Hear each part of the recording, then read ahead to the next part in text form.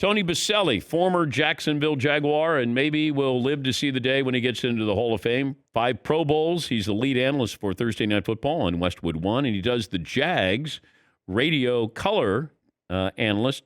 And part of Westwood One's the NFL playoff coverage. He's going to be there for the Buccaneers and the Saints. That'll be Sunday night. Tony joins us on the program. How does this go right for Urban Meyer in Jacksonville, Tony? Well, that's easy, Dan. You know that. Win games. Winning solves everything. I mean, it literally cures every ail of a professional sports team and an athlete. And I think the point is your comments earlier were dead on. The transition is littered from college to the NFL with dead bodies of guys who could not do it. Now, I think what Shad Khan decided was we need to do something different. This has been a franchise over the last 10 years that has not been relevant outside of 2017, where they made an AFC championship run. And so I think he wanted somebody who was a proven winner, who was a proven leader, and gave them a chance to kind of make a splash day one, but also had instant credibility when he walked in the room. And so, listen, he's a leader. He's won everywhere he's ever been. And the one thing I do like about his kind of philosophy, and because I'm a believer of it, it's not about what scheme you run. It's not about, hey, I run the gap or I run the zone or I blitz, I do this. I mean, everyone's doing the same thing, with a different variation. It's about getting the right people in the building. And so the question I have is can he build the right staff? Can he get the right OC, the right DC, the right assistants? And then what is your player procurement strategy? Because getting guys who fit what you want to do. And I think that's where teams fail. And that's where organizations in the NFL really struggle, is you don't have the pieces that fit what you're trying to do. And that'll be interesting to see who he surrounds himself with. But as a leader, Dan, it's unquestionable. He's got it done. But also relating to these players, we find that there is a gap. In college, you listen to me. In the NFL, it feels like you listen to your players. And maybe I'm overstating it here, but what is going to be the biggest difference in the transition of coaching college players to coaching NFL players? Well, the good thing, if you're coaching the Jags, it's not much different than college right now because they're so dang young. So it'll probably work. I mean, listen, big difference is you have guys who are in their 30s, have kids, families, been married for a while, and everything else. But I think the one thing is, even in college today, Dan, these are millennials. And so the millennials don't want you to tell them what to do. And they don't buy into that. You have to be able to build relationships with players, whether it's college or pro. I'm a big believer in that. And guys want to know, why are you asking them to do something? And I think Urban's smart enough. I mean, he's been around college. He understands it. He understood recruiting. And I think it's similar in today's player. They want a relationship. They want to know you care about them, and they want to know why you're asking them to do something. So whether you're hard or you're not player coach, not a player's coach, both can work. And so, but really where you get the buy-in is, one, you have credibility day one, but then what you institute leads to success. So ultimately, he's going to have to win football games to get the credibility he wants long-term. There was an article in the Orlando Sentinel in early December calling for the Jags to hire you as the general manager.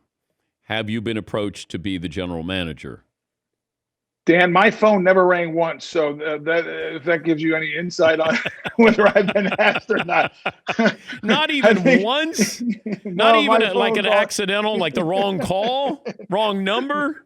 Maybe the wrong number. Yeah, wrong number. Hey, we're trying to get listen, my role is I do the team. I do the obviously the radio. You talked about it. I've been there since day one. Love the organization. Want nothing but the success. Happy to give input where I'm asked, but my job isn't to give input. How about offensive line coach? Again, if Urban would love to, I will talk to anyone about any opportunity, but right now there's no plans and my phone's not ringing, and I'm very satisfied and happy with what I do on a daily basis. If Urban did not have the number one pick, would he be taking this Jacksonville job? It's a great question. I don't know, because if you look at it, yes, they have the number one pick. Let's say they would have the number two pick. You're still going to get a really good player.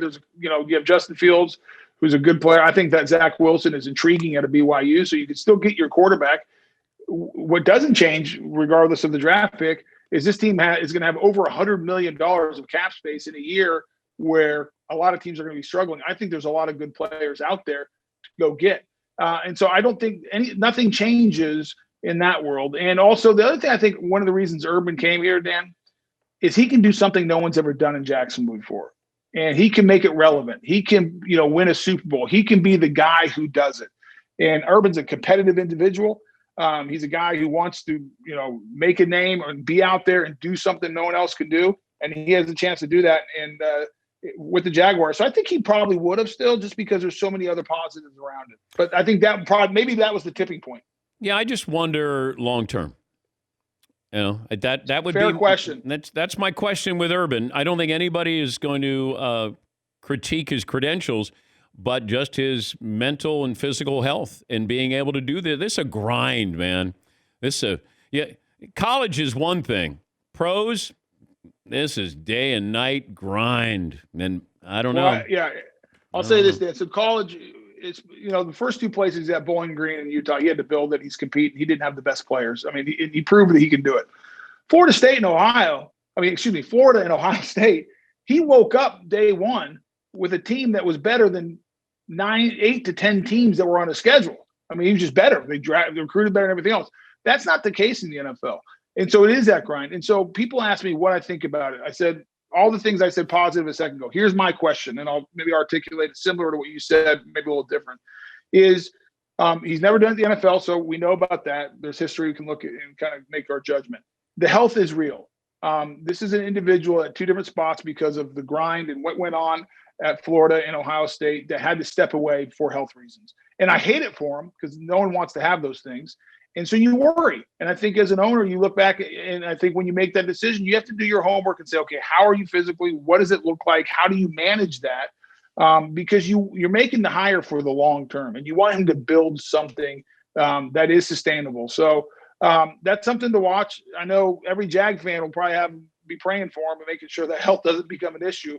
But it's hard to avoid because the mental grind and fatigue, and especially when you're wired like Urban Meyer, from what I've been told, I've never met him, but I've been told he's a competitive dude and winning is the only option. And in the NFL, you're going to lose some games. So that'll be something to watch. But hopefully, if you're a Jags fan, hopefully you don't have to deal with it very much. So that means you're winning a lot of football games. Tony Boselli joining us. He's the color analyst for the Jacksonville Jaguars, also works for Westwood One, and, of course, former Jags offensive lineman. Speaking of which, the first thing I would do is not repeat the mistake that the Colts did with Andrew Luck. I would make sure I had a really good offensive line because the Colts did it in the reverse order, and then all of a sudden they wake up one day and they go, wait, Andrew Luck doesn't want to play anymore? No, he got so banged up through those first couple of years. Now they have a great offensive line. That's what I hope that the Jags invest in. If you got Trevor Lawrence, I can't have a $100 million quarterback, and I've got, pennies on the dollar at the offensive line positions here, Tone. Yeah, listen, my formula to build a football team is not that complicated. You got to have a quarterback. I mean, there's no doubt about that. And you're hoping Trevor Lawrence is that guy. After that, Dan, you better protect the quarterback. If you can't control the line of scrimmage by running it when you have to and protecting the quarterback, I don't think you can be effective long term. I think you're going to struggle. So you have to invest there. For the Jaguars, good news is they got 3 guys in the interior pretty good. Norwell is a good player. Missed a couple games because of injuries, but the last 3 years he's played good football. A.J. Cann, the right guard, had to re-sign last year. Had his best year of football, was really good. Brandon Linder's an upper echelon center. Where they need to improve and they need to do a little bit at the tackle positions. Jawan Taylor is a second-year player out of Florida, has high potential. He's going to be your right tackle next year. The question is at left tackle.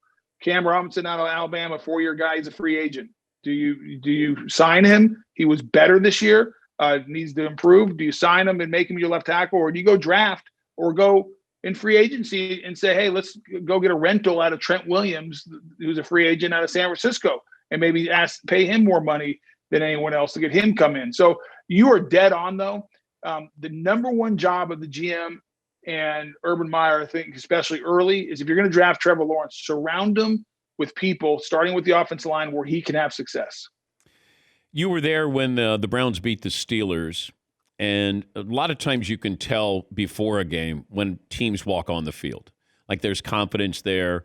The first time I ever saw it was when the Raiders beat the Redskins in the Super Bowl when Marcus Allen had that unbelievable run. Like the Raiders came on the field, and if I could have put my house up If I had a house, I would have bet the Raiders that night. I don't know if you noticed anything different with it. Felt like, and I've said this before, and my audience is tired of hearing about it.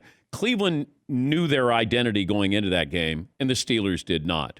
I don't know if you sensed that at all, but the Browns looked like a different team than earlier in the year against Pittsburgh. Why? Yeah, it's so hard, Dan, in this COVID is to get a real sense. Number one, you can't go down on the field and spend time with the teams and get a feel and get the emotion and kind of have conversations. Two, there's no fans. And so it's a very sterile environment. I mean, think of how different that game would have been if you had a packed house at Heinz Field where the place is going crazy. And I think also you probably got that feeling because right when it started, boy, the snap over the head, and next thing you know, this thing's out of control. So, and there was a desperation on the Cleveland sideline, like, hey, chip on the shoulder, we have something to prove. And it almost got the feeling like Pittsburgh's like, we always beat the Browns. You know, it's in Pittsburgh. We never lose to them. So what's going to change this year?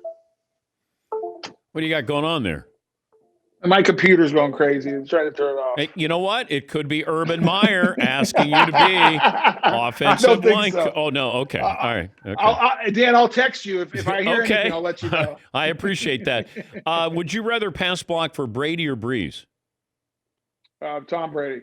Because? I think Tom Brady is one of the best pocket quarterbacks I've ever seen. His movement in the pocket, buying time, and he's a tackle's best friend because he always steps up. He's always working up in the pocket, meaning it helps you with your angles and your ability to protect them. Breeze is good too. I mean, they're both fabulous in the pocket. You don't play this long if you can't operate from the pocket. But if I have to choose one, it's Tom Brady. Plus, I'm 6'7", he's 6'4", it'd probably be easier for him to see over the top of me. This game will come down to what? Can the Buccaneers run the ball? Yeah. You look at the 38-3 game. They were pass happy. Byron Leftwich, I don't think it was his best game he called. They got away from it, and over 35% of the time, the Saints were pressuring Tom Brady or they're hitting them, and they had no rhythm. You got to get Leonard Fournette. You got to get Ronald Jones. They don't have to be, they don't have to be the Tennessee Titans with Derrick Henry or the Baltimore Ravens running the ball, but they got to, they at least have to threaten the Saints defense to give Brady time to operate and to throw the ball around. Good to talk to you as always, Tony. Thanks for joining us. Have fun on Sunday night. Thanks, Dan. Talk to you soon. That's Tony Boselli. Does the color for radio on Jags Radio Network. Now be on Westwood One, their NFL playoff coverage. He's got Buccaneers Saints on Sunday night.